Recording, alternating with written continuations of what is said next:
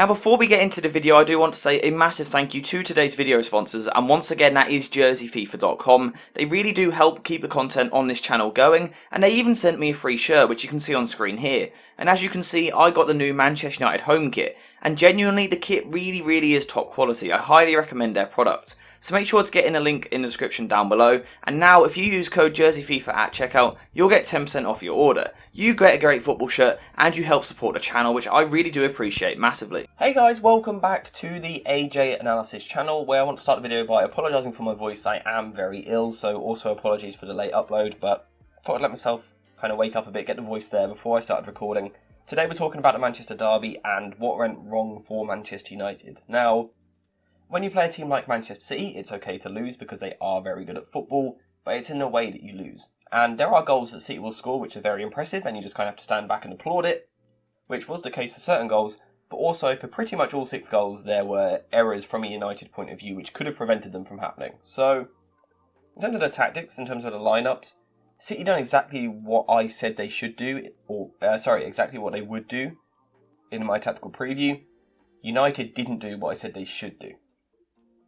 So, I think Ten Hag made errors with his tactics, but I also think he was massively let down by his players. The players should be embarrassed with this performance. In any football match, but especially in a derby. Really embarrassing. So, in terms of what City done, they moved their fullbacks very narrow. They pushed their 2 central midfielders high. Haaland was high, the wingers were high and wide. Nothing revolutionary from Manchester City. This is how they play. And at times Grealish would come inside and Bernardo Silva would go out wide, and at times Foden would come inside, De Bruyne would go round. Straightforward is kind of what City always do. And like I said, Haaland was that man up top. He grabbed the headlines with an incredible performance. United made it far too easy. So one of the things I said in my tactical preview is that United shouldn't press too high up the pitch because it will leave gaps in the middle. And what did we see United do? They pressed too high. And they actually often pressed almost as a front 4. So let's put City in their back 4 shape. We saw Sancho, Antony, Rashford and Bruno Fernandes all pressing. Which is okay if it works. But if it doesn't work, then you have an issue. Let me just kind of drag the team up the pitch here. So when you press that high up the pitch, if you win the ball back, it looks very impressive, right? Because you win the ball back in a dangerous area and you can attack. But if you lose the ball, or you don't commit to the press properly, you don't win the press, you're leaving a lot of space for yourselves to be exposed, especially with a 2-man midfield, and especially when you're playing against Gundogan, Bernardo Silva and Kevin De Bruyne, 3 of the best midfielders in the Premier League. Now, I don't know if this was a tactical decision from Ten Hag to push Bruno Fernandes higher, or if it was a case of Fernandes kind of reverting back to old ways a little bit. Because we haven't seen Bruno doing this in recent games, and I've praised him for that. But in this game, he was pressing way too high, and when City were able to get through, it allowed them to dominate the midfield, get the ball forward and just constantly attack this United defence, and they just completely ran the show. They completely ran the game. McTominay and Eriksen were both very poor. The United fullbacks were poor. I don't think the centre-backs done too bad, to be fair, considering, but when you concede 6, I can't exactly sit here and praise them, and De Gea didn't really have much of a chance with most of these goals. And, you know, I want to talk about those goals. That's the main focus here. And just apologies for the quality of the pitches. I'm not sure why they've come out like this, but they have. Hopefully I can get that sorted for the next video. So apologies for that. But like I said, hopefully I can correct it for the next video. So this is the first goal here. And first things first, Manchester City have just played a little triangle around Antony. So I've seen people saying Antony should have tracked back better here. He wasn't being lazy here. He just got played around. Now, Bernardo Silva pulls out wide here. And it's just a mess from United. I'm not sure what Scott McTominay is doing out here. But if he is going to be out here, you've got to go press this man when he gets the ball. The pass going there is so clear. This pass is always going to go wide to the Manchester City winger here. Why does Scott McTominay not close him down? Look how far away he is. He tries to block a cross from like 7 yards away. It doesn't make any sense. And then what we can see in the middle is that Christian Eriksen does not follow Phil Foden. And that is the issue of playing Eriksen in this deeper role in these big games. Yes, he's good on the ball. He helps United progress the play and transition well. He doesn't offer anything here. He's not good enough defensively. Yes, he works hard, but he just doesn't have that defensive mindset, that defensive awareness in these positions. So the ball comes across, Foden gets across his man. We can see Eriksen is now nowhere near him. Finishes into the back of the net. Easy stuff. Manchester City are 1-0 up. So what are the errors here? McTominay doesn't get out quick enough, and Eriksen doesn't track his man. So our double pivot has made the mistake for the first goal. Second goal here is a corner. Eriksen is marking Haaland. Now, I'm not sure how that has happened at a corner. Now, I should say that Varane was off the pitch receiving treatment at the time, so that could be some of it, but we did also see Eriksen on Haaland at other set pieces as well. But Ten Hag said that wasn't the plan. After the game, he said that wasn't the plan, so I'm not sure what happened there. Eriksen loses Haaland, Haaland loses Eriksen, whatever way you want to say it. Haaland puts it in the back of the net, 2-0 Manchester City. Very easy stuff. So easy. Now, what Manchester City done after that was quite interesting, because they didn't really go for the throat of Manchester United. Now, that might sound strange because they scored 6 goals, but what they've done was they actually then played the ball out from the back a little bit. Something they hadn't really been doing before because it was easy to play further forward. And what they tried to do was draw United onto them, and this was particularly where we saw that front 4 pressing. So we saw the press like this, but like I said, if Manchester City could break it, which we know they can, they are incredible out of the press, then they have so much room in the middle of the pitch. And again, when Eriksen isn't naturally a particularly defensive-minded player, and when McTominay has his lapses of concentration and just questionable all-round ability, although he has been in good form, against 3 of the best midfielders in the Premier League, it spells for trouble.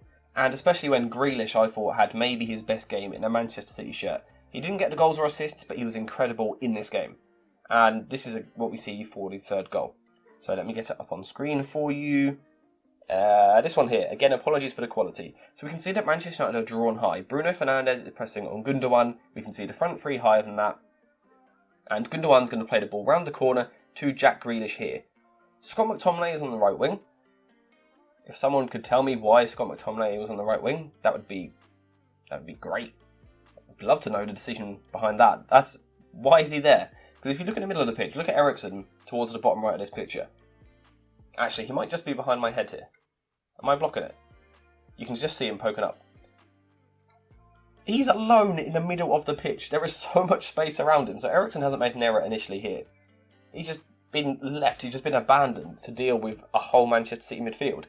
Jack Grealish gets the ball and just drives into that open space. Plays the ball off to De Bruyne. Wonderful ball into Haaland, who scores. Now, if you watch like the highlights package, you'll say United couldn't do anything here because the highlight package kind of starts here. De Bruyne gets the ball, whips it in for Haaland. It just looks brilliant. But the errors are here. United press were way too high. City do well, play out. Like I said, McTominay's positioning is awful. And Eriksen is just completely abandoned in the middle of the pitch. The space here for Grealish is insane. Grealish does really well with it, got to give him credit. But look at the space in the middle of that pitch. You're already 2-0 down. Like 35 minutes into the derby, you're already 2-0 down and you're leaving that space in the centre of the park. It's absurd. It's so bad. So bad. De Bruyne chips it in, good finish from Haaland. Moving on to the 4th goal, which one's this? So Manchester United have just attacked. For once. They've actually sustained an attack in this game. But Antony has a shot, it deflects, comes out. Manchester City look to counter-attack. De Bruyne gets the ball, carries the ball forward. Christian Eriksen again shows that he isn't that defensively aware. Christian Eriksen has to foul De Bruyne here. I know it's not a pretty thing to be saying that you should foul him, but just bring him down. Take the professional foul. Take the booking. Take him out. Protect your defence a little bit. But he doesn't. He lets De Bruyne drive with the ball. He kind of just lets him past. De Bruyne carries the ball. You can't let De Bruyne carry the ball. The ball gets worked wide to Erling Haaland, and then from here it is brilliant. Haaland plays a beautiful ball across to Foden, who finishes well. Good movement from Foden, but the pass from Haaland is incredible. If Haaland's going to start doing this on a regular basis, which he has now done 3 times in the last 2 games, creating for other people, that's scary. Because if we've seen the goal scoring machine he is. If he's going to add this to his game, terrifying. But again, Eriksen has to stop this move so much earlier. And again, it leaves, or like McTominay isn't again even involved in this, and the centre backs are left so exposed. So United conceded 6, but like I said, I don't think the centre backs played that badly. They were just so alone. They had no help in this game at all because the fullbacks were poor as well. Bad day, bad day. Moving on to this goal. I don't even know what number goal this is. Is this number 5 probably? I think it's number 5, so yes it is. What we can see, Grealish picks the ball up and kind of cuts inside again like he'd been doing all game, and we see De Bruyne on the edge of the box here. Now Casemiro is now on the pitch for United, he came on for McTominay. Eriksen is here, but just look at the space in midfield. Your central midfielders shouldn't be that far apart, it's too far. Eriksen has to shuffle across. Eriksen has to shuffle across onto De Bruyne here. or this player, I can't quite see who it is, has to drop in on him. It's basic stuff. Someone has to do that. How is Kevin De Bruyne, of all players, not being picked up on the edge of the penalty area? It's mind-blowing in a really bad way. I don't know how United haven't picked him up. So it goes for De Bruyne. He plays the ball out to the fullback. Good pass. And then it gets played across into the middle. Haaland finishes brilliantly. What I really like about this move, from Haaland's point of view, is the intelligence and the movement off the ball. Now, we can't quite see it here, right? But just after this screenshot here, a split second after, Lisandro Martinez looks over his shoulder. So he should, that's the right thing to do. And what he sees that Haaland is right here on his shoulder. So Haaland is a bit closer than what he is in this picture. So Lisandro Martinez looks over his shoulder and he sees Haaland. And he's like, okay, I know where he is. Now what he does, he looks at the ball for 1 second. Just 1 second, that's all it takes. He looks at the ball for 1 second, probably not even that. Haaland recognises that he does that and just steps off him. So we can see, by the time the ball gets there, there's a good 1 or 2 yards between Haaland and Lisandro Martinez. Now, I think Lisandro Martinez has to do better, be more aware, scan a bit more frequently.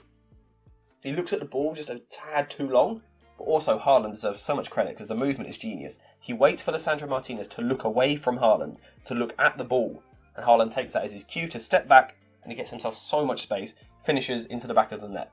That is brilliant from Haaland. Really, really brilliant. It's something that won't really get picked up on. Very, very impressive. And that's what you get for City when you have a proper number 9 in the box. Incredible again. And then, moving on to this one, this 6th goal, Jack Grealish comes inside. I told you he was brilliant, involved in so much of the play, and it's so easy. Look at the players in the United half here compared to 3 City players. And they just barely even get close. Grealish comes inside. This ball goes to Haaland, and this was actually comical. Haaland takes 3 of the clunkiest touches you will ever see, all outside of the left foot. Big touches, turning at a right angle almost every time. And United don't close him down. He turns so slowly, and look how much space he had on the edge of the box, and then he slides it through for Phil Foden. Luke Shaw deeper than the rest of the defence, playing him on the side. Foden runs in on goal, and finishes really well past De Gea at the near post. And at that point, City is 6-1 up. Now, I'm not going to bother talking about United goals. I don't really think it's worth it. I thought a couple of goals were quite nice, actually, from United, but it's really not worth talking about because it was shocking. Defensively, it was so bad. And like I said, it wasn't really the centre-backs. Like Lisandro Martinez, Varane, and then Lindelof when he came on. It's not going to look good on their record that they conceded 6 goals in this game. But I don't actually think the pairings were that bad. It was the lack of protection in front of them was awful. Now, like I said, McTominay and Eriksen have been in good form, but I think this probably has to be that changing point where Casemiro now comes into the team. And it actually makes it a bit easier for Ten Hag to do that. It's quite difficult to drop Scott McTominay when he's been in such good form. This makes it a little bit easier. And I do also wonder if we'll see a change in midfield where we won't see Eriksen and Fernandes playing, especially in these bigger games. I wonder if we'll see someone like Fred come into the team, or McTominay and Casemiro alongside each other, or maybe Fernandes drops out, Eriksen moves higher up the pitch, something like that. I do think we will see changes after this performance, like we did after the Brentford game. But yeah, that is that.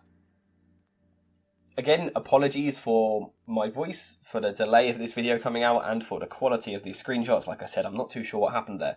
And apologies that I've brought up this game. Because if you're a United fan, you probably didn't enjoy it too much. At least you're on the second half, right? Oh, I just whacked the mic. At least you're on the second half. Yay. Martial FC won. Really bad. But, like I've been saying all along, it's a project that Ten Hag is going through. He is still learning the league. He knows that some of these players aren't good enough, and this would have just kind of reinforced that message. But there's not much he can do when he hasn't got the players. He's just got to be patient. United will get there eventually under Ten Hag. They just have to be patient, keep backing him in the transfer window, give him time. For United fans, there will be days like this, where they just aren't good enough. Because some of these players just aren't good enough, or they're playing slightly out of position. Things like that. Really, really bad day for Manchester United. Really, really good day for Manchester City. They were brilliant, but it was made far too easy for them. And that's that. That's all I've got to say on it. Let me know your thoughts in the comments down below. What went so wrong for United? Do you agree with what I've been saying, or do you think there were some other factors at play? Let me know what you think.